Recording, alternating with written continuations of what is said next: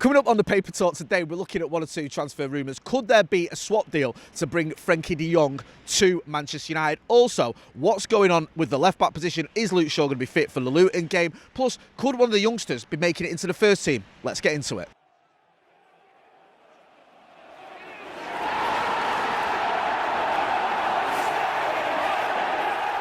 Jay here for Stretford, Paddock. This is the Paper Talk. As you can see, I'm outside Old Trafford and it's just stopped raining actually. There's a bit of blue sky thinking up above us. So you might want to take your parkers out just in case. Loads of stories to get through, so we'll crack on. But before we do, make sure you are hitting like, share and subscribe. Subscribe to the channel. We want to get to 750,000 subscribers by the end of the season. And with your support, we will get there. Right, let's talk a little bit about Luke Shaw, because there's been a little bit of an update yesterday from Erik ten Hag. Obviously, Luke Shaw went off against Aston Villa. I think it was a half-time on it because he was taken off. Erik ten Hag has said this is a precaution.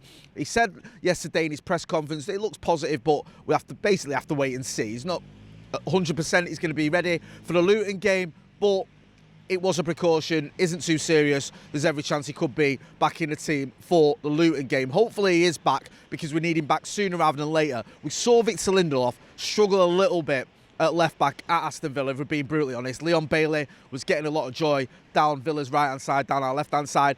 Saw Victor Lindelof struggle, I think it was in the Manchester derby, if memory serves, where he played left back, and again he struggled a little bit. The issue you've got is Victor Lindelof isn't a left back.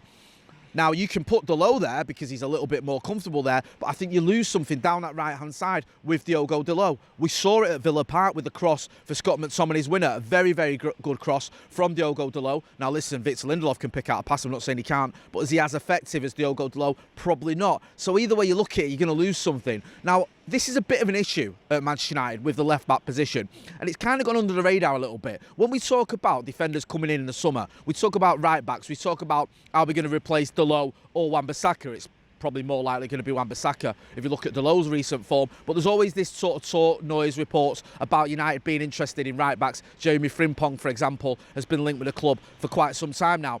Now, the left-back position is always looked at as one we don't need to strengthen in. We've got Luke Shaw, who's very, very good, obviously. We've got Tyrell Malacia as well. But if you look at the injury records of both those players, it is a little bit concerning. Tyrell Malacia basically missed this season. And he's only been here 2 seasons, he's missed one of them. Also, Luke Shaw, I was looking at his injury record over the last 5 seasons. It's not great. He's missed around 75 games over the last 5 seasons, which is almost 2 seasons worth of games. Now, if you've got 2 left-backs who have injury issues, that's not helpful, is it? Let's be honest with you. And if you're going to have to shuffle your pack and you're going to have to be in a position where you're going into games with right-backs playing at left-backs or centre-backs playing at left-backs, it's going to cost you points, and it could end up costing you trophies as well. Now, to be fair to Luke Shaw, I think he played 47 games last season in all competitions, which was his highest, I think, ever. But this season, again, he's missed half the season so far. I think he's played 11 Premier League games. So he's missed half of them. So it is a concern. Now, we have got, obviously, Brandon Williams is out on loan at Ipswich. I think you've got Alvaro Fernandez is out on loan at Benfica.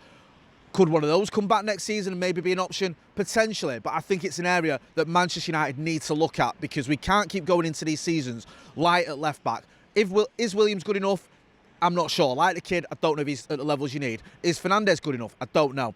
Malacia and Shaw, as I mentioned, have those injury problems. It's a problem or an issue that needs to get fixed, because going into next season, if we are going to move forward, I don't think we can keep having this merry-go-round at left-back, which also causes all other merry-go-rounds across the back four, with Dalot moving over, with Victor Lindelof coming in, with all this sort of stuff going on. You don't need that. You need a settled back four, and hopefully we can get one sooner rather than later. Get involved in the comments and let me know what you think about the left-back situation. Other stories to get through as well. In terms of what's going on behind the scenes, INEOS making all these moves. We spoke about Dan Ashworth yesterday. We spoke about it on my news. We spoke about it on Off the Bar as well. Looks like Manchester United are eyeing up some more recruits as well. There's been a report about Jason Wilcox. I think I read this in The Guardian, I think it was. Forgive me if I'm getting that wrong. He could be coming in from Southampton in some sort of director of football, I don't know why I said it like that, director of football type role. I know that the sort of smart money is on Dan Ashworth coming in, but I think the idea is that Jason Wilcox would come in and work under him. Also, now Jason Wilcox is at Southampton. Also at Brighton, you've got Sam Jewell. Paul Jewell's son, if you remember Paul Jewell, who was one of the managers when Derby had that worst ever season in history, although to be fair, he did have some success at Wigan. That wasn't his entire career.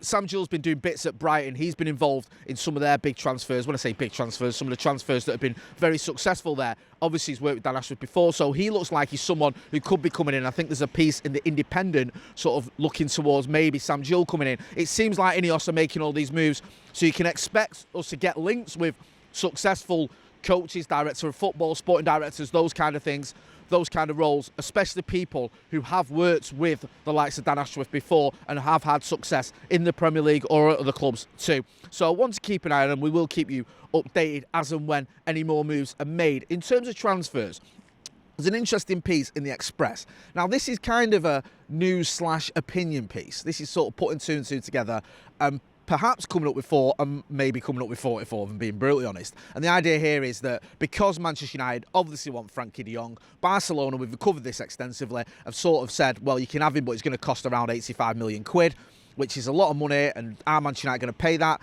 Especially with this new regime, this new INEOS ethos, if we can say that, coming in where we're not going to overpay for players, we're not going to spend massive amounts of money on one player like we have done in the past. However, the point the Express is making is potentially there could be some sort of swap deal there. Now, Barcelona have been linked with Mason Greenwood. Could he go to the new camp, and could that be part of a deal that brings Frenkie De Jong to Old Trafford? Maybe. There's also 1 or 2 other players that could be going out the door at Old Trafford this season who Barcelona might be interested in. I think the article lists Jadon Sancho. You know, his future isn't looking too secure at Manchester United.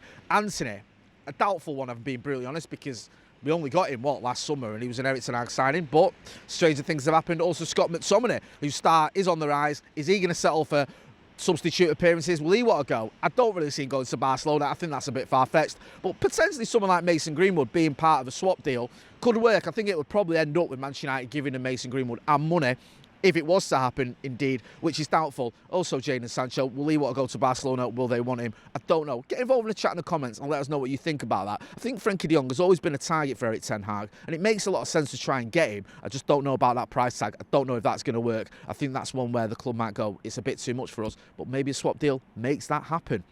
Just on some other news as well, Lewis Jackson, there's a story doing the rounds, I think it's in United in Focus, a couple of other places, about him training with the first team. Now, this is a young Scottish lad. He was part of the successful FA Youth Cup winning team at Old Trafford here, the one that featured the likes of Kobbie Mainoo and Alejandro Garnacho, of course, where we beat Nottingham Forest. Now, he's been training with the first team. Potentially, you can look at it and go, maybe there's a pathway for him to get some minutes this season. We've had issues at centre-back. We've seen the likes of Johnny Evans, Victor Lindelof, Harry Maguire, Rafael Varane, Sandro Martinez all coming in. Obviously, Martinez is injured. Varane's had his injury issues. Even Maguire's had his injury issues. I think even Lindelof has. I think they all have at one point or another this season. So maybe someone like Lewis Jackson, who's obviously highly respected.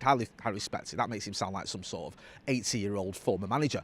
Highly thought of youngster could come in. He's always done well at the academy. I think he was playing in that youth team when he was about 16. He was doing like Kobbie Mainoo type thing of playing with lads above his age. So he's one to keep an eye on. We could see him getting some minutes. We've seen, obviously, Willie Kambwala getting minutes this season as well. So it looks like the academy could have 1 or 2 more gems that you'd want to keep an eye out. Let's face facts. Kobbie Mainoo's done all right since he come in, hasn't he? I'm not saying Lewis Jackson's going to be another Kobbie Mainoo, but he could be one that comes in and gets some minutes this season. I'm going to wrap it up there. Make sure, if you're not doing already, you are subscribing to the channel. I'm going to be back later on with The Brew. We've got Jamie Jackson from The Guardian coming in, so we're going to be chatting to him about what's going on at INEOS, what's going on at Manchester United, and any other stories that we want to cover. If you've not done so already, go and check out Off the Bar. Myself, Joe Smith, and Stephen Howson chatting about Steve's chat with Jose Mourinho, a bit of a behind-the-scenes look at just what went down when he sat down with the former Manchester United manager. He gives us a little look behind the curtain as well. Some bits there that might not have made the final cut, but you know what Steve's like, he's happy to chat about them. So go and check that out. I've been Jay Motty. This has been The Paper Talk. Don't forget to like, share and subscribe. Thanks for watching.